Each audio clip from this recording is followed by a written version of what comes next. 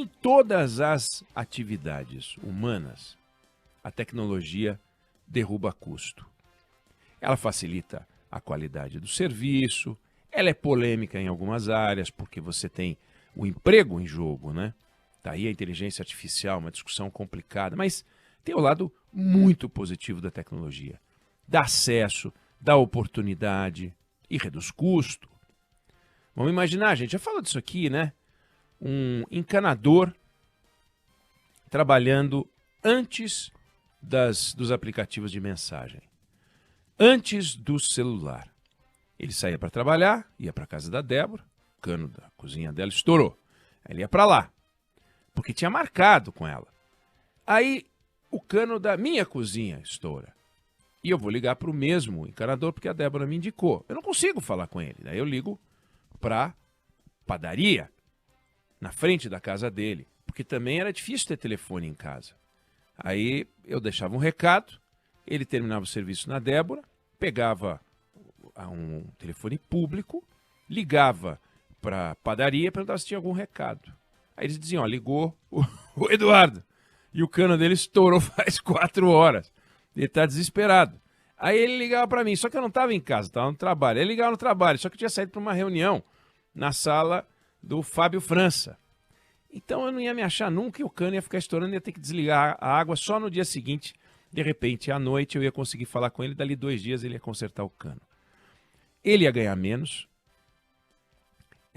eu ia ficar com um problema na minha casa, uma confusão. Com a tecnologia, eu mando um WhatsApp para ele, ele já diz, ó, me manda a foto, ou me manda um vídeo. E ele continua a fazer o serviço na casa da Débora. Ele imediatamente já toma, me orienta, dá as providências, pede para um colega, resolve-se na hora. É uma coisa muito interessante. Tecnologia derruba custo, aumenta a receita. Acontece isso na indústria, acontece isso no comércio, acontece isso no agronegócio, acontece isso nas artes, né? Acontece isso, eu falando do telefone aqui, quem é mais antigo lembra o que acontecia com a conta de telefone quando alguém ficava abusando de chamada interurbana. Ou então, se fazia uma chamada internacional, sai de baixo. Em toda a parte reduz custo, menos naquela fatia do Brasil, meu Deus do céu, que vive de dinheiro público.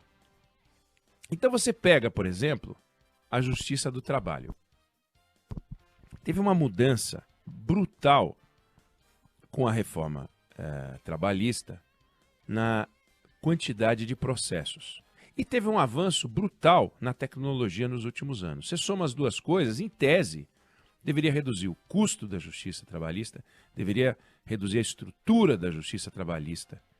O próprio ministro Gilmar Mendes, em entrevista recente, disse que, cedo ou tarde, vai ter que fazer uma revisão na justiça trabalhista, por exemplo.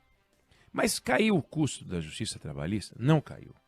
A gente continua a ter 27 ministros no Tribunal Superior do Trabalho, a gente continua a ter 4 mil magistrados, quase, um pouco menos, a gente continua a ter mais de 40 mil servidores. Eu não estou propondo aqui demissão. Eu não quero que as pessoas parem de trabalhar, mas tem áreas da justiça precisando de reforço. E, no entanto, a gente tem uma estrutura com 40 mil servidores, 4 mil magistrados, etc, etc, etc, e que você vê o inchaço de outras áreas, tem que aumentar, mas aqui não pode diminuir, é o Estado. O Estado não diminui. A despesa do Estado só cresce. Nos anos 80, o governo tomava 2 meses e meio da renda da gente, na forma de imposto. Agora toma 4 meses e meio, 2 meses a mais, para financiar o Estado. O Congresso está discutindo nesse momento os detalhamentos da reforma tributária. E tem lá um imposto, o tal do IVA, o Imposto de Valor Agregado. A alíquota não foi definida, mas corre o risco de sair a mais alta do mundo. Mais alta do que a Noruega, mais alta do que a Dinamarca. Eles abocanham a grana de uma maneira asquerosa. Para fazer o quê?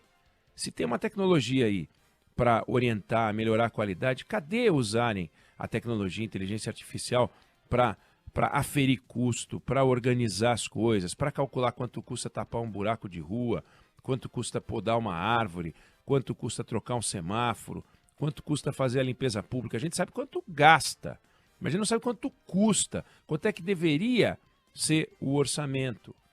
A gente sabe quantos policiais a gente tem, mas a gente não sabe quantos policiais a gente deveria ter. A gente vê a reclamação assim, a gente tem 20% a menos de policiais do que tinha 6 anos, então está faltando policial. Mas está faltando policial? Ou está faltando tecnologia? Ou está sobrando policial? Então é para comprar 500 armas ou 253 armas? Eu não estou falando de desvio, eu estou falando de desperdício.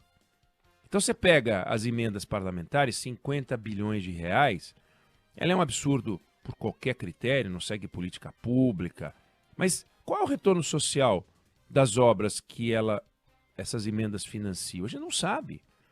Ainda que sejam obras que não respeitem nenhuma política pública, a gente não sabe.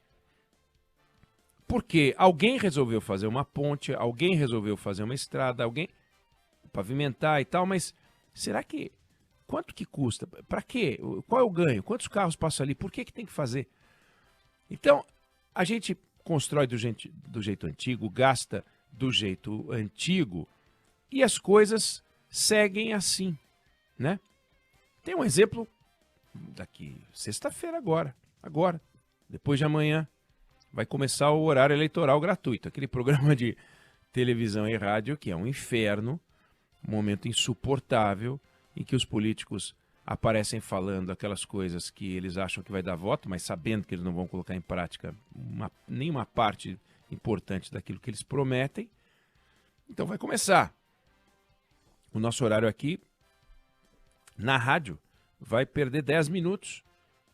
Quem quiser acompanha pelo YouTube, pelos canais da Band, vai poder acompanhar do meio-dia às 10, meio-dia e 10, mas do meio-dia e 10, horário eleitoral gratuito na rádio e na TV aberta. O que eles estão fazendo ali de concreto? Debatendo as propostas? Tá, mas por que eles não fazem isso na internet, nas redes sociais, e usam as redes sociais para alguma coisa útil? E a internet? Por que tem que ser do jeito que é? Porque é uma maneira de torrar aqueles 5 bi que o orçamento da União reserva para as campanhas. Uma parte vai nos programas eleitorais. Não é uma parte desprezível. E a tecnologia? Como é que ela entra reduzindo o custo de campanha? Fernando Schiller já falou isso aqui 200 vezes. Você tem uma tecnologia, você tem avanços, você tem ganhos e o custo de campanha não cai. 5 bi de dinheiro público, 5 bi. E o governo fuçando aí para ver onde é que dá para cortar, onde é que não dá para cortar. Né? Então a gente reserva essa fortuna para os partidos fazerem as campanhas. Óbvio que não precisa. Do modelo que precisa porque eles não avaliam alternativas, mas é óbvio que tem alternativa, óbvio que dá para mudar, óbvio que dá para melhorar, óbvio que dá para reduzir. Mas como é que a gente vai ver uma redução se os políticos, que são os maiores beneficiários dessa mamata, e eu estou chamando de mamata, é o seguinte, é um dinheiro que não tem compromisso. Se eu não tenho que justificar minhas despesas, eles têm lá as notas fiscais, eles acham que isso é justificar a despesa, é justificar o motivo da gente precisar de 5 bi. Porque foi feito daquele jeito brasileiro. Põe a mão na boca, a saliva umedece o dedo, põe o dedo para cima, vê de onde vem o vento e decide o valor. Ah, é 5 bi. Ah, não, vou fazer 2.900, porque foi meio assim. Não, 2.900 não, vou fazer 4. Não, 5 é uma parte do que foi. Mas no outro ano foi não sei quanto. Isso vale para as emendas parlamentares, isso vale para os 5 bi. Isso vale para tudo no Estado brasileiro. A gente não sabe. Até agora está lá o governo avaliando para ver quanto é que tem que cortar da Previdência de desperdício. Não sabe qual é o tamanho do desperdício. Como é que você não sabe o tamanho do desperdício na Previdência? Como é que é concebível imaginar que tem desperdício na Previdência? Não pode existir. Não deveria existir. Se os sistemas de controle fossem eficientes, não existiria desperdício na Previdência. todo mundo que recebe deveria ter o direito de receber. Se fizer um pente fino no Bolsa Família, já fizeram, encontraram gente que não deveria receber. Como é que pode um negócio desse? Então, a tecnologia para a administração pública é uma coisa fundamental e tem que ser intensificada. A gente tem tecnologia, por exemplo, para medir despesas de saúde. Tem tecnologia. O SUS está desenvolvendo coisas desse tipo. Mas vai ver quantos hospitais implantaram quantas unidades de saúde de uma forma geral. Está lá, tem um programa do Ministério da Saúde. Então a gente não sabe. E porque a gente não sabe, não tem como medir excelência. E como não tem como medir excelência, a gente fica numa grande mediocridade. A gente vai calculando, olha, o dinheiro da educação tem que ser tantos bi, 100 bi. Aí a gente faz os repasses automáticos pelo dinheiro que entra, os estados recebem, os municípios recebem. Aí quando vem o IDEB desse, ou quando vem algum outro sistema de aferição de qualidade, a gente vê como é que está, o que está mal. E não tem como mudar isso se a gente não criar modelos de aferição e o uso da tecnologia para a redução de custos. É fundamental. Você não vê um governante falar sobre isso, porque isso não dá ibope, isso não dá prestígio, isso não dá voto. Dar voto é dizer que vai lançar um novo programa, dizer que vai fazer mais casa, dizer que vai investir em rodovia, em ferrovia, isso dá prestígio. Mas sobraria dinheiro para fazer muito mais coisas se a gente olhasse para os custos. Custos, já se disse, que nem unha, você tem que cortar sempre, porque ela cresce. Cabelo, mesma coisa. Cresce, então tem que ficar de olho, tem que ficar em cima. Eu não sei se você concorda, se você discorda, mas essa é a opinião que eu tenho sobre o assunto.